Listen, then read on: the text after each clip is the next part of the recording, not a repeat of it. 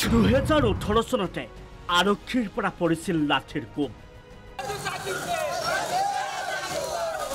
এতিয়াও পাহৰা নাই সেই লাঠিৰ কোবৰ যন্ত্ৰণা।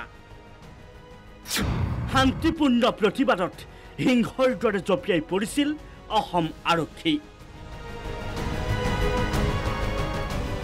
2018 চনৰ 5 অক্টোবৰত দিছপুৰত নিজৰ প্ৰাপ্য বিচাৰি শান্তিপূৰ্ণ প্ৰতিবাদত বহিছিল এইসকল প্ৰতিবন্ধী। প্ৰতিবন্ধীসকলৰ দাবী আছিল প্ৰায় 4,000 বেকলক পদত প্ৰতিবন্ধী লোকক নিযুক্তি প্ৰদান, শাৰীৰিকভাৱে সক্ষম 5 লাখ প্ৰতিবন্ধীক পেঞ্চন, প্ৰতিবন্ধীসকলৰ জীৱন যাপনত সহায় হোৱাকৈ অন্যান্য হিতাধিকাৰী আঁচনি প্ৰদান। কিন্তু তাৰ বিপৰীতে হিংসৰ দৰে জঁপিয়াই প্ৰতিবন্ধীসকলক শত্ৰুৰ দৰে আক্ৰমণ কৰিছিল আৰক্ষীয়ে।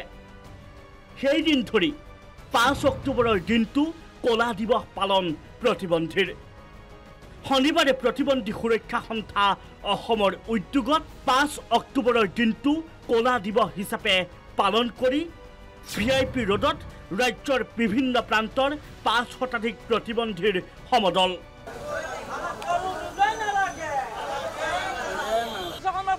বন্ধ কৰক, হেমন্ত বিশ্ব শৰ্মা হুঁচিয়াৰ, বিজেপি চৰকাৰ হুঁচিয়াৰ, বিজেপি চৰকাৰৰ ভোটাৰ বন্ধ কৰক। অন্যহাতে চৰকাৰে প্ৰতিশ্ৰুতি দি প্ৰবঞ্চনা কৰাৰ বিৰুদ্ধে ক্ষোভিত হৈ পৰিল প্ৰতিবন্ধী সুৰক্ষা সন্থা অসমৰ সাধাৰণ সম্পাদক নৃপেন মালাকাৰ। আমাক নিযুক্তি দিয়ক, দক্ষ বুলি কোৱা, নিজকে দক্ষ বুলি কোৱা ব্যক্তি এজনে মন্ত্ৰিত্বত থকাৰ পিছতো আজিলৈকে আমাৰ ওপৰত যি লাঠি চাবনাৰ ঘটনা সংঘটিত হৈছিল তাৰ আজিলৈকে মানে উত্তৰ দিব নোৱাৰিলে। সামাজিক যি এটা আমাৰ দীনদয়াল দিব্যাংগ পেঞ্চন আঁচনি এখন আছিলে, মানে 2016 আইনৰ 24 নং দফা অনুসৰি সেই আইনৰ পেঞ্চনটো কিন্তু তেখেতে ইমান কোটি কোটি টকাৰ, আজি ক'ব 75,000 টকা, আজি দেখিব আপুনি মেলা দিছে ক'ৰবাত 75,000 টকা দিছে, চলিব পৰা মানুহক। কিন্তু আমাৰ যিখিনি সাংবিধানিক অধিকাৰ আছিল সেইখিনি কাটি লৈ গৈছে। কাৰ্যসূচীৰ জৰিয়তে হেমন্ত বিশ্ব শৰ্মা নেতৃত্বাধীন চৰকাৰখনক জনাই দিব বিচাৰিছোঁ যে আমি শাৰীৰিকভাৱেহে প্ৰতিবন্ধী, মানসিকভাৱে প্ৰতিবন্ধী নহয়। অসমত 9 লাখ প্ৰতিবন্ধী ব্যক্তি আছে। আৰু এটা কথাই সোঁৱৰাই দিব বিচাৰিছোঁ যে হেমন্ত বিশ্ব শৰ্মা ডাঙৰীয়া, আপুনিও আইনৰ উৰ্ধত নহয়।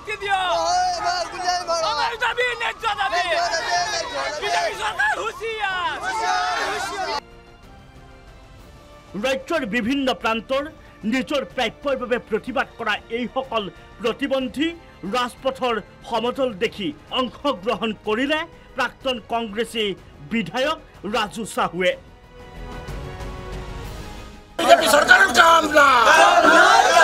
পৰম দুৰ্ভাগ্যজনক কথা, সবকা সাথ সবকা বিকাশ এই শ্লোগানেৰে বিজেপি শাসনত আহিলে।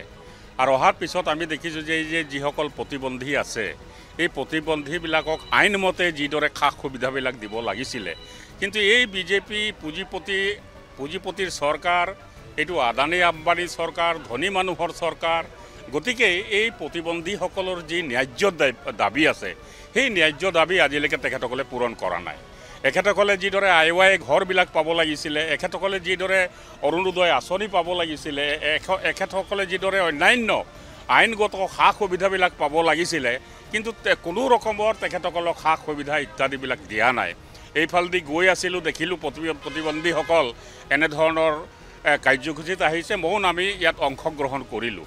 গতিকে এই প্ৰতিবন্ধীসকলক যি ন্যায্য দাবী, সেই দাবী অতি শীঘ্ৰে পূৰণ কৰিবৰ বাবে দাবী জনাইছোঁ। সেইকাৰণে এই প্ৰতিবন্ধীসকলে আজি কলা দিৱস হিচাপে ইয়াত মানে তেখেতসকলে কলা দিৱস হিচাপে পালন কৰিছে।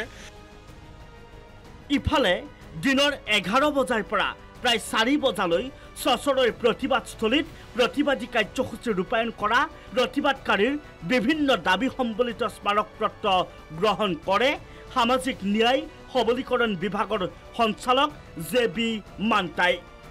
কিন্তু প্ৰশ্ন এটাই, প্ৰতিবাদ হয় প্ৰতিশ্ৰুতি দিয়ে, প্ৰতিশ্ৰুতি পূৰণত ব্যৰ্থ হয় বিভাগীয় মন্ত্ৰী বিষয়া। বিগত 6টা বছৰে এনেদৰেই কলা দিৱসৰ দিনা বিভাগীয় কৰ্তৃপক্ষই দাবী সম্বলিত স্মাৰকপত্ৰ গ্ৰহণ কৰি প্ৰতিশ্ৰুতি পূৰণৰ আশ্বাস দি আহিছে।